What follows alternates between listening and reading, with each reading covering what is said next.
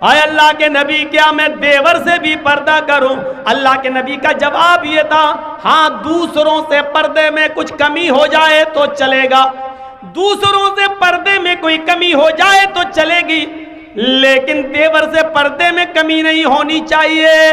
अलहमुल मौत, देवर तो भाभी के लिए मौत है, देवर तो भाभी के लिए मौत है। जिस देवर से सबसे ज्यादा पर्दा है, आज हमारी औरतें, हमारी माँ बहनें देवर से ही सबसे ज्यादा खुली होती हैं। जो मजाक शौहर से भी नहीं करती वो देवर से कर लेती हैं।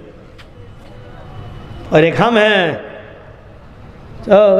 भाभी को घर पहुंचा दो, अपने छोटे भाई को कह रहे हैं भाभी को घर पहुंचा दो। और ऐसे ही ससुराल में हमारा हाल है। ससुर कह रहा है बेटा अपनी साली को जरा स्कूल छोड़े आओ। मामले दोनों तरफ से गड़बड़ हैं। हमने अपने भाई पर इतना भरोसा कर लिया। सऊदी अरब का वाकया सुने हो ना, जद्दा वाला। एक औरत बेचारी दर्द से कराह रही थी, दर्द से, और जद्दा के टैक्सी ड्राइवर बेचारा, उसको कोई कस्टमर नहीं मिला तो वो रुमाल मुंह पे डाल के लेटा हुआ था। जल्दी से औरत आई उसके पास, देखिए मुझे दर्द ज़े हो रहा है, बच्चे की पैदाइश की तकलीफ, ज़रा कोई करीब के हॉस्पिटल में लेके चलो, मुझे जल्दी से इलाज के लिए जाना है। ड्राइवर ने देखा, टैक्सी ड्राइवर ने, उसने कहा भाई औरत परेशान है, पेट बड़ा, तो उसने जल्दी से टैक्सी खोली, आओ बहन बैठो, उसने जल्दी से बिठाया और चल दिया। जद्दा के हॉस्पिटल में लेके पहुँचा और उसमें एंट्री होती है, तुम लेके आए हो? हाँ, लिख दिया। अब ये बैठा है कि जल्दी से वो चेकअप करा के आए तब हमें पैसा दे, जितना हुआ मेरे रियाल। उधर पता चला साहब उसको एडमिट कर लिया गया है, अभी वो 2-3 दिन रहेगी, आप उसके साथ आए हैं? इसने कहा जी। कहा ठीक है, उसको एडमिट कर लिया गया है। और उसने सोचा कि चलो अब हम चलें, 1-2 दिन के बाद आऊँगा, देख लूँगा अगर बच्चा अच्छा पैदा, अभी इतनी जल्दी छुट्टी थोड़ी हो जाएगी, डिलीवरी का मामला है, जब गुजरूँगा तब ले लूँगा पैसा। ऐसा वो चला गया। ये घर में जैसे ही लेटा, इशा के बाद सोया, फजर की नमाज जमात के साथ पढ़ने जाता था और फजर के बाद टैक्सी चलाता था।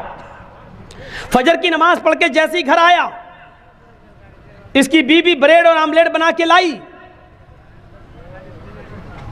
टेलीफोन की घंटी बजने लगी इसके घर पर, क्योंकि जब रजिस्टर पे जब इसने औरत को छोड़ा तो अपने घर का मोबाइल फोन और नंबर सब लिख दिया था।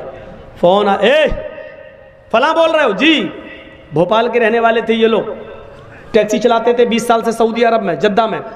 अच्छा तुम या अपने घर पे आराम कर रहे हो? का क्या हुआ? अरे कल तुम अपनी बीवी को हॉस्पिटल में छोड़ के गए हो ना, बच्चा हुआ है लड़का, आओ और अपनी बीवी को लेके जाओ यहां से। कहता है डॉक्टर दिमाग तुम्हारा ठीक है? बीवी? अच्छा हुआ ये फोन मैंने उठाया, कहीं मेरी बीवी ने उठाया हुआ होता तो कयामत आज ही आ गई होती। कहा आ रहे हो या मैं पुलिस भेजूं तुम्हारे घर? जिस औरत को यहाँ एडमिट कराने आए हो उसने कहा वही मेरा शौहर था जो यहाँ छोड़ के गया है। मैं आ रहा हूँ, तेरा सत्यानाश जाए चुड़ैल डाइन। उसने टैक्सी चलाई और धर से चलाता हुआ चला गया। कहने लगा क्या बदतमीजी है? उसने कहा तुम मुझे छोड़ के चले गए, तुम्हें शर्म नहीं आई? मैं कितनी परेशान रही। रोना शुरू कर दिया। औरत के आंसुओं में भी बड़ी ताकत होती है। वो कहने लगा ये क्या बदतमीजी है? डॉक्टर साहब ये मेरी बीवी नहीं है। डॉक्टर साहब नोक झोंक तो सब घरों में हो जाती है, थोड़ी सी लड़ाई हो गई, हमें यहाँ छोड़ के चला गया। नहीं मैं ये बेटा अरे मेरा नहीं है, चलो अपने घर के झगड़े अपने घर में खत्म करो, चलो। उसने कहा ऐसा है चेकअप कर लो। चेकअप कहा डीएनए टेस्ट करे। ये लड़का आदमी तैयार, कहने लगा ठीक है मैं डीएनए टेस्ट करूंगा। मामला इतना बढ़ गया कि डीएनए टेस्ट की नौबत आ गई। जब इसका ब्लड निकाला जाने लगा और लड़के का ब्लड, तब औरत क्या कहती है? डॉक्टर साहब डीएनए टेस्ट कर लीजिए, लेकिन मशीन कभी कभी गलत रिपोर्ट भी दे देती है। अब ये आदमी चिल्लाते हुए कहता चुप, गलत रिपोर्ट दे देती है। अभी पता चलता है 2 घंटे के बाद, 3 घंटे बाद जब रिपोर्ट आएगी, या 2 दिन 3 दिन के बाद, तब पता चलेगा। डॉक्टर साहब इसको यहीं रखिए, 2 दिन के बाद रिपोर्ट आएगी, मैं यहाँ हूँ। 2 दिन के बाद गया, डॉक्टर साहब क्या आया? डॉक्टर साहब ने कहा बिल्कुल गलत, ये तुम्हारा बेटा है ही नहीं, जाओ। वो औरत पैर पे गिर गई। डॉक्टर साहब मैंने कहा था ना कि मशीन की रिपोर्ट कभी कभी गलत आ सकती है। आई, अल्लाह की कसम यही मेरा पति है, यही मेरा हस्बैंड है, यही मेरा आदमी है। डॉक्टर कहता है औरत नकले मत दिखा, चट ये तो कभी, ये तो इसका बेटा है ही नहीं, साफ साफ रिपोर्ट में आ गया ये बेटा किसी और का है, इसका नहीं है। वो कहने खूब रोई। डॉक्टर कहता मेरी बहन मैं तुम्हें कैसे बताऊं, इस आदमी की रिपोर्ट इतनी डेंजर है, इस आदमी की रिपोर्ट में तो ये आया है कि ये जिंदगी में कभी बाप बन ही नहीं सकता। तुम कह रही हो कि इसका बेटा ये तो बाप बनने के लायक नहीं है। अब इस आदमी का दिमाग खराब। क्या क्या कह रहे हो डॉक्टर? कहा तुम बाप नहीं बन सकते हो। भाई सॉरी, रिपोर्ट में हे डॉक्टर मेरे 6 बच्चे हैं, तू कह रहा बाप नहीं बन सकते। डॉक्टर बड़ा परेशान। डॉक्टर कहता है ऐसा केस मेरी जिंदगी में पहली बार आया है। अब औरत कहती देखो मैंने कहा था ना कि रिपोर्ट कभी कभी गलत हो जाती है। यह आदमी बोला चुप, ये रिपोर्ट तो सही है कि ये बच्चा मेरा नहीं है, लेकिन ये रिपोर्ट गलत है कि मैं बाप नहीं बन सकता। दोबारा करो। डॉक्टर ने फाइल फेंकी। भाग, मेरा दिमाग खराब करके रख दिया तुम लोगों ने, जाओ यहाँ से, जाइए बेटा तुम्हारा नहीं है, जा पता लगा। अब वो फाइल उठाई और टैक्सी में रखा और चलने लगा। बाप नहीं बन सकता, बड़बड़ाता हुआ जा रहा है। फिर सोचता है जमील साहब अगर ये रिपोर्ट सही है तो पता लगाओ ये खेत कौन जोत रहा है, ये बच्चे हैं किसके।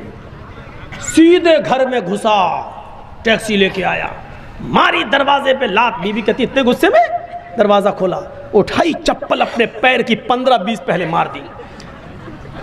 तुम तो रोज इज्जत करते थे, आज क्या हो गया तुम्हें? कस्टमर नहीं मिले, पैसेंजर नहीं मिले तो उसका गुस्सा मेरे ऊपर क्यों उतार रहे हो? कस्टमर का गुस्सा नहीं उतार रहा हूं, पहले ये बता कि ये 6 बच्चे किसके हैं। औरत कहती है आपको क्या हो गया? पूरी जिंदगी अमानतदारी के साथ में चली आपके साथ और आपने कभी हाथ नहीं उठाया, और आज कहते बच्चे किसके? फिर बता रही कि नहीं बता रही? तेरा झूठ छुप नहीं सकता, पता चल चुका है मुझे। ये मेरी रिपोर्ट कहती है कि मैं बाप नहीं बन सकता। ये बता कि बच्चे किसके? तो मारो नहीं, मैं बता रही हूँ। कहा क्या? कहा गुस्सा ठंडा करो पहले। कहा वो तो हो ही जाएगा, पहले बता।